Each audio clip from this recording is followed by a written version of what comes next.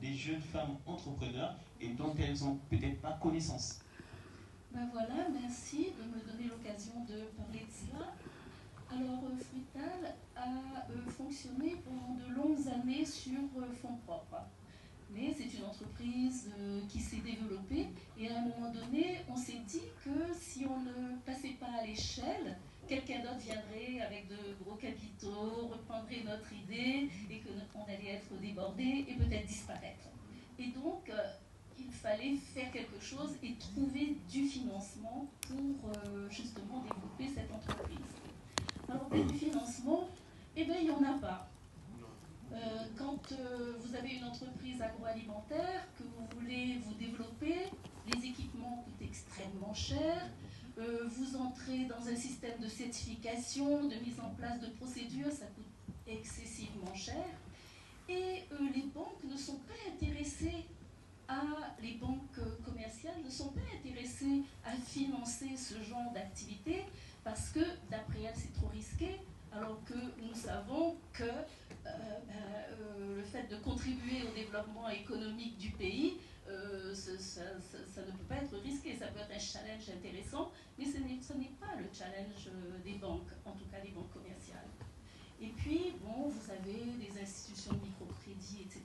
Mais on sait que les institutions de microcrédit, avec leurs taux très élevés, sur des durées très courtes, ça peut donner des coups de pouce à des personnes qui démarrent, à des petites entreprises, mais ça ne convient pas aux PME qui veulent se développer. Alors, qu'est-ce qu'on a fait, nous ? Vous savez, il y a quand même dans l'écosystème des sources de financement possibles. Alors, pour sortir un peu de nous-mêmes et voir si on peut avoir du financement, Fruital a commencé par, la première fois qu'on a eu du financement extérieur, on a commencé par le crowdfunding. C'est un financement participatif, mais c'est un financement qui n'est pas du tout connu dans notre environnement. C'est une plateforme montée par des Camerounais et qui était créée en France, par exemple, qui s'occupait de ce crowdfunding. Et on a eu énormément de difficultés parce que la plateforme ne pouvait pas accepter des contributions de Sénégalais, par exemple. Et sur le plan législatif aussi, ça n'est pas très développé. Enfin, légalement, je crois que ça n'a pas une existence vraiment au Sénégal.